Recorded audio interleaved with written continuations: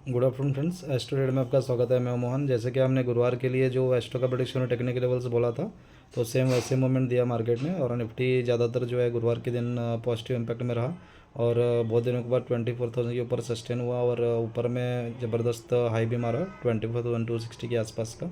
लेकिन बाद में जो है प्रॉफिट बुकिंग भी हमने देखा और 24,050 के आसपास क्लोजिंग दिया हुआ है। और बैंक निफ्टी तो है, ऑलरेडी हमने बोला था आपको कि ये स्ट्रॉन्ग मोमेंटम में ट्रेड कर रहा है और 58,000 के ऊपर में सस्टेन भी हुआ और क्लोजिंग भी दिया हुआ है। और 58,700 के आसपास का हाई भी हमने देखा हुआ है। तो मार्केट में नीचे की तरह से एक सपोर्ट बना हुआ है निफ्टी में 23,800 के आसपास। बहुत ही स्ट्रॉन्ग ज़बरदस्त सपोर्ट बना हुआ है बहुत दिनों से। तो उसको सपोर्ट लेके जो है मार्केट वहाँ से बाउंस कर रहा है निफ्टी का। तो अभी ये नेक्स्ट इसका 24,200 के ऊपर अगर क्लोजिंग देता है आने वाले वीक में, तो काफ़ी ज़्यादा स्ट्रॉन्ग हम निफ्टी को देख सकते हैं। अगर क्लोजिंग नहीं देता तो वापस में ऊपर नीचे दोनों साइड का मूवमेंट ये रेंज में रह सकता है 400 पॉइंट का। और नीचे में 23,800 का सपोर्ट हमने ऑलरेडी आपको बोला है।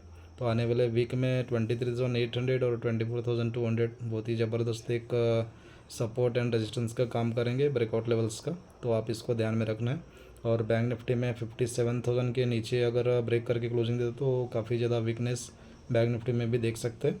और 58,000 के ऊपर अगर सस्टेन होता है तो स्ट्रॉन्ग मोमेंटम जारी रहने का चांसेस बैंक निफ्टी में है।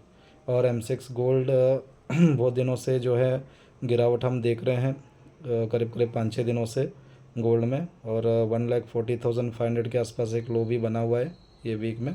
तो ये वीक जो लो है ये एक स्ट्रॉन्ग सपोर्ट का काम कर सकता है आने वाले वीक में। तो ये आपको ध्यान रखना है। 1,40,500 के नीचे अगर क्लोजिंग देता है तो काफ़ी ज़्यादा वीकनेस और भी गोल्ड में बन सकता है।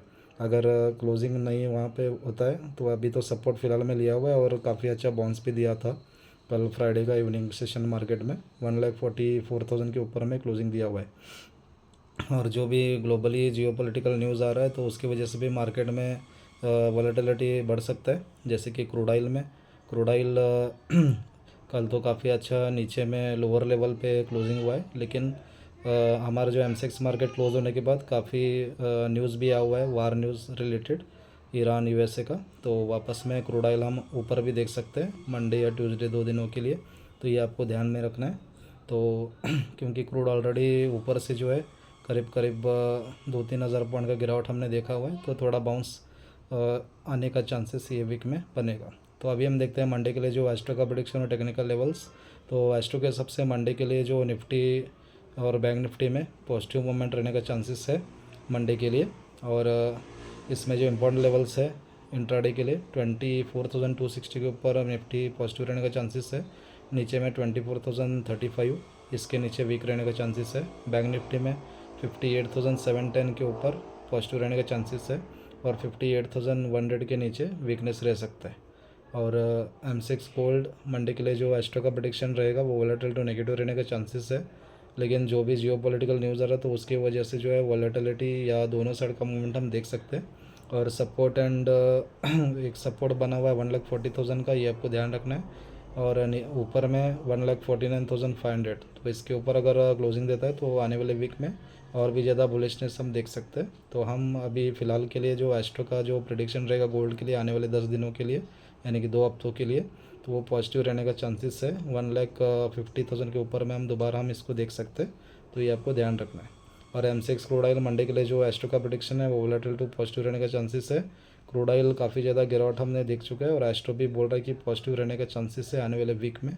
तो कुछ भी न्यूज़ भी आता है या किसी कारणवश मार्केट स्पाइक देने का चांसेस भी है या गैप अप में ओपन हो सकता है। तो ये क्रूड ऑयल में आपको ध्यान देना है। और 6500 के नीचे वीकनेस क्रूड ऑयल में रह सकता है। तो हमने सभी आपको लेवल्स भी बताए। और वीकली लेवल के हिसाब से निफ्टी में 23,800 और 24,270 का एक लेवल बना हुआ है अप साइड और डाउन साइड। तो ये ब्रेक करके इसके नीचे या ऊपर में क्लोजिंग देना ज़रूरी है 23,800 और 24,260। और बैंक निफ्टी में 57,050 के नीचे क्लोजिंग देना ज़रूरी है फर्दर वीकनेस के लिए। और अप साइड में 58,750 के ऊपर क्लोजिंग देना ज़रूरी है बुलिशनेस के लिए। तो ये आपको ध्यान रखना है, प्लीज़ आप नोट करके रख लीजिए। Thank you. आप प्रॉफिट डे ऑन मंडे।